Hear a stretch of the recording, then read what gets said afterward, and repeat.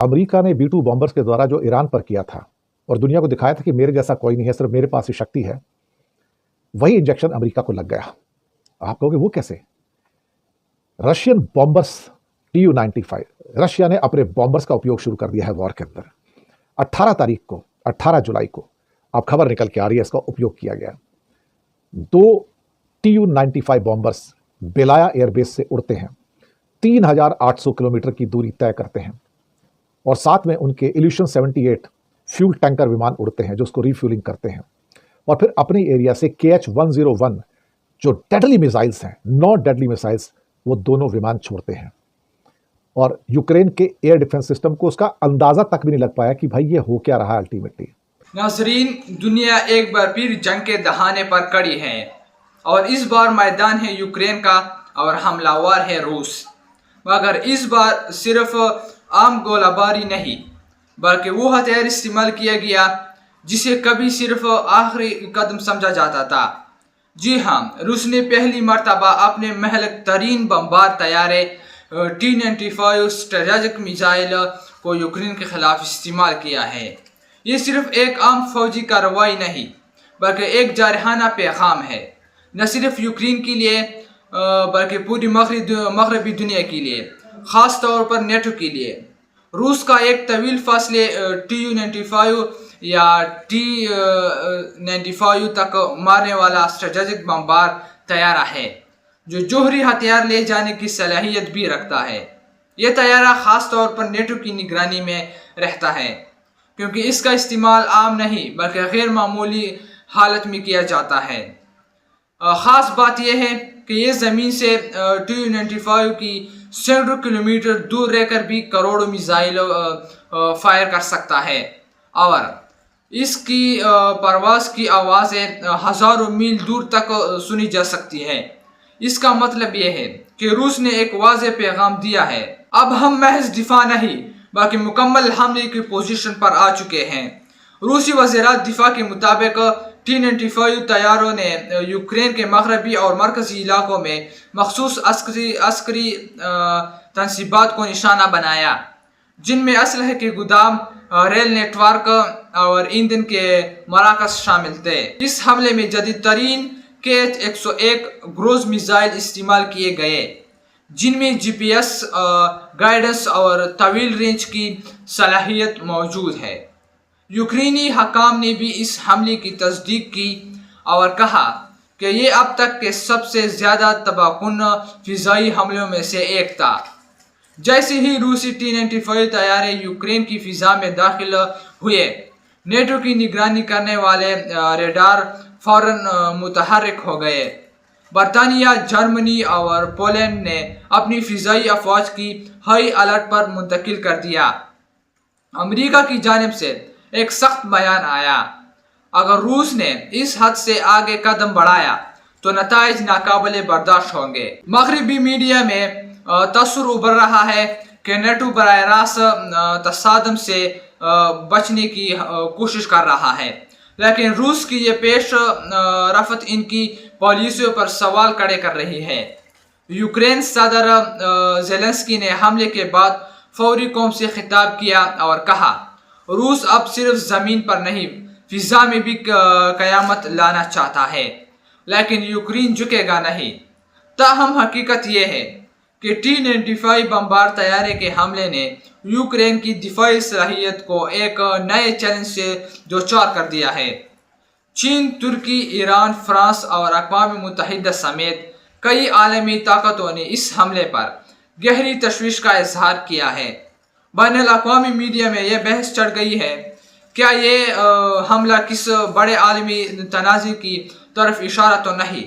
क्या रूस अब रेड लाइन्स पार कर रहा है या फिर नेटो अपनी मुदाखलत की हद पर नजरसानी करेगा? रूस का यह कदम महज अस्करी नहीं बल्कि सफारती दबाव का एक हिस्सा भी है। बमबार तैयारे का इस्तेमाल जाहिर करता है कि T-95 रूस यूक्रेन जंग को नए मरहले में ले गया है। नेटो के लिए यह लम्हा फैसला कुन है। अगर वो अब भी महज बयानात तक महदूद रहा तो रूस की जुर्रत बढ़ती जाएगी।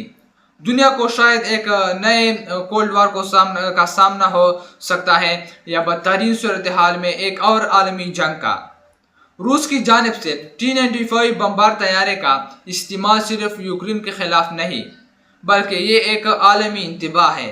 अगर दुनिया ने अब भी खामोशी इख्तियार की तो आने वाले कल या शायद सिर्फ बयानात का नहीं बल्कि बमों का होगा। तो आइए नाजरीन, पहली वीडियो की जानिब चलते हैं, फिर बाद में इसके ऊपर बात करते हैं। दोस्तों, अमेरिका ने B-2 बॉम्बर्स के द्वारा जो ईरान पर किया था और दुनिया को दिखाया था कि मेरे जैसा कोई नहीं है, सिर्फ मेरे पास ही शक्ति है, वही इंजेक्शन अमेरिका को लग गया। आप कहोगे वो कैसे? रशियन बॉम्बर्स Tu-95, रशिया ने अपने बॉम्बर्स का उपयोग शुरू कर दिया है वॉर के अंदर। 18 जुलाई को अब खबर निकल के आ रही है, इसका उपयोग किया गया।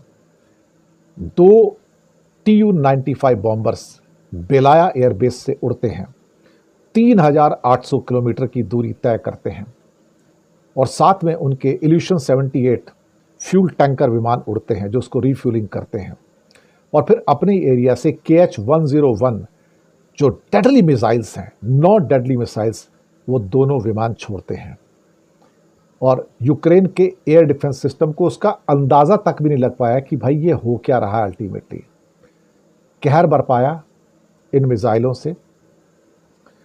3800 किलोमीटर की दूरी इन बॉम्बर्स ने तय की। अमेरिका चौकन्ना हो गया, ये हो क्या रहा है, टेंशन में आ चुका है। नेटो शॉक में है, क्योंकि उसने सपने में भी नहीं सोचा था कि रूस ने यूक्रेन में अपनी स्ट्रैटेजी को चेंज करके बॉम्बर्स को इंक्लूड कर दिया है। ये तो अमेरिका के और ट्रंप के सपने में भी नहीं था कि रशिया बॉम्बर का उपयोग कर सकता है। मुझे लगता है यहां से ये युद्ध चेंज हो गया, ये बदल गया। और उसके बाद इन दोनों बॉम्बर्स ने सारातोव ओब्लास्ट के पास अपने नॉर्मल फायरिंग जोन से 9 KH-101 क्रूज मिसाइलें दागी, जो कि बहुत पावरफुल मिसाइलें मानी जाती हैं, और सारी की सारी मिसाइलें निशाने पर लगी। उनका एयर डिफेंस किसी को भी इंटरसेप्ट नहीं कर पाया, और अमेरिका चौंक गया, नेटो चौंक गया, हुआ क्या है। पहली बार उनके दिमाग में आया कि रशिया ने अपने बॉम्बर्स का इस्तेमाल शुरू करके इस युद्ध को एक नई स्ट्रेटजी प्रदान कर दी है, एक नई बदलाव लेके आया आयाम के अंदर। इसके लिए अमेरिका तैयार नहीं था।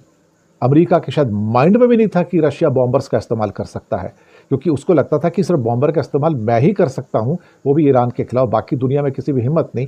लेकिन वो भूल गया था कि Russia has got almost 40 bombers. कुछ तो नष्ट हो गए, जो यूक्रेन ने एक खास ऑपरेशन में उनको नष्ट किया था, लेकिन उसके बावजूद भी 20-30 बॉम्बर हैं उसके पास अभी भी।